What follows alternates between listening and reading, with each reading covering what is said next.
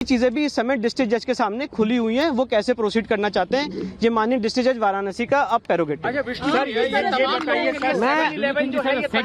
देखिए मैं एक एक करके सबका जवाब दे रहा हूँ। देखिए 7-11 की एप्लीकेशन होती है, जो मुस्लिम पक्ष का ये कहना था कि जो हमने सूट फाइल किया है वो मेंटेनेबल नहीं है, वो सूट चल नहीं सकता है। उसके लिए उन्होंने 7-11 की एप्लीकेशन डाली थी, मतलब इसको इमीडिएटली रिजेक्ट किया जाए। तो कोर्ट ने कहा है कि डिस्ट्रिक्ट जज वाराणसी उसको कंसिडर करेगा और जो बाकी चीजें हैं वो भी कंसिडर की जाएंगी, और ये ही 7-11 का मतलब है मेंटेनेबिलिटी ऑफ द सूट का। उनका आधार क्या था? क्या प्लेस ऑफ उनका ये आधार था कि ये suit places of worship act से बार्ड है। तो माननीय सुप्रीम कोर्ट ने कहा कि वो बार्ड है कि नहीं बार्ड है, ये डिस्ट्रिक्ट जज वाराणसी देखेंगे, उस पर अभी हम कोई कमेंट नहीं करना चाहते हैं। और ये जो एसएलपी है पेंडिंग है, ये जुलाई में सेकेंड वीक में लगेगी। का समय सुप्रीम कोर्ट ने बोला, इस 8 हफ्ते में क्या होगा वाराणसी में? नहीं, इस 8 हफ्ते में एक मिनट, देखिए सुप्रीम कोर्ट ने ये कहा है कि जो उनकी एप्लीकेशन है वो डिसाइड की जाएगी।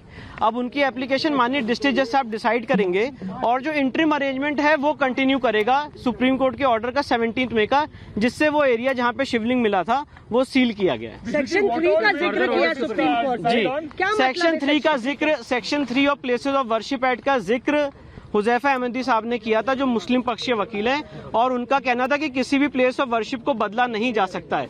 उस पे सुप्रीम कोर्ट ने ये कहा कि धार्मिक, उस पे ये कोर्ट की टिप्पणी है, मैं सिर्फ आपको सिर्फ बता रहा हूँ, मैं ये नहीं कह रहा हूँ कोर्ट ने ऑर्डर पास किया, ये सिर्फ एक डायलॉग हुआ है दो लोगों के बीच में। तो उस पे कोर्ट ने ये कहा है कि धार्मिक स्वरूप भी जो है वो भी डिटरमाइन करना जरूरी होता है, जो हमारा पक्ष है। तो ये सारी चीजें डिस्ट्रिक्ट जज वाराणसी करेंगे। मुझे लगता है मैंने आप What all exactly will the Varanasi court be hearing on? What all will See, Varanasi court is now free to decide their 7-11. Supreme Court has said that it will be decided on priority. So 7-11 में जो concepts हैं धार्मिक स्वरूप के, जितनी भी चीजें हैं वो 7-11 के कंटेंट में आएंगी, वो हम भी वहाँ पे आर्ग्यू करेंगे, वो भी आर्ग्यू करेंगे। We are very happy with the order. वो सारी चीजें जो हम बहुत संतुष्ट हैं, and we are very happy with the order.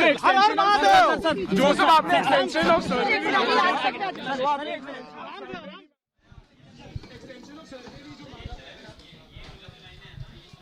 तो आप सुन रहे थे विष्णु शंकर जैन को, आप सुन रहे थे विष्णु शंकर जैन ने 2-3 बड़ी बातें कही। पहली बात कि लोअर कोर्ट में, निचली अदालत में जिस तरह से सुनवाई चल रही थी वो सुनवाई चलती रहेगी। 2 महीने 8 हफ्ते का वक्त है, 8 हफ्ते में सुनवाई पूरी होगी। उन्होंने कहा वो इस जजमेंट से, वो इस फैसले से बहुत खुश हैं। बड़ी चीज है, अशोक हमारे साथ अखिलेश जुड़े हुए हैं। अखिलेश, एक बात का बार बार जिक्र हो रहा है, ये 7-11 क्या है? उन्होंने कहा उस तरीके से प्रोसीडिंग होगी, हम भी उस पर अपनी दलीलें देंगे, दूसरा पक्ष भी बोलेगा और हम इससे संतुष्ट हैं। जरा बताइए दर्शकों को अखिलेश, ये दूसरी बात, जो सुप्रीम कोर्ट का इंटरिम ऑर्डर था 17 मई का, जो एरिया सील किया गया जहां पे शिवलिंग पाया गया, वो बरकरार रहेगा। वजू के लिए अरेंजमेंट किया जाएगा। चौथी बात, जो मुस्लिम पक्ष की एप्लीकेशन थी 7-11 की और प्लेसेस ऑफ वर्शिप एक्ट के आर्गुमेंट्स, वो भी डिस्ट्रिक्ट जज साहब देखेंगे। यही आज सुप्रीम कोर्ट का ऑर्डर है, उस एसएलपी को पेंडिंग रख के इसको 2 हफ्ते बाद लगाएं। विष्णु सर, 2 सवाल। पहली बात तो ऑर्डर 7 रूल 11 8 हफ्ते इंटरिम ऑर्डर कंटिन्यू किया गया है। अब जब इंटरिम ऑर्डर कंटिन्यू रहेगा तो कोर्ट ने कहा जो भी ऑर्डर पास होगा, जो हमारा इंटरिम अरेंजमेंट है वो कंटिन्यू रहेगा। लोअर कोर्ट के जज 8 हफ्ते में अपने को डिसाइड करेंगे? नहीं, ये नहीं। जो सुप्रीम कोर्ट का इंटरिम अरेंजमेंट था वो कंटिन्यू रहेगा एप्लीकेशन डिसाइड होने के बाद। अब मैं आपको ऑर्डर 7 रूल 11 की बात बता दे रहा हूँ। ऑर्डर 7 रूल 11 का मतलब ये है कि जब कोई सूट फाइल करता है और दूसरा पक्ष ये कहता है कि ये सूट मेंटेनेबल नहीं है, इसको इमीडिएटली चलना ही नहीं चाहिए, डिसमिस हो जाना चाहिए क्योंकि वो किसी कानून से बाधित है, तो कोर्ट ने कहा है वो एप्लीकेशन भी प्रायोरिटी बेसिस पे कंसिडर कर ली जाए, और उसमें जो धार्मिक स्वरूप का एंगल है वो सारी बातें भी हम आर्ग्यू करेंगे डिस्ट्रिक्ट जज वाराणसी के सामने। और हम सुप्रीम कोर्ट ने जो आज ऑर्डर किया है उससे सेटिस्फाइड हैं, खुश हैं। Thank you very much.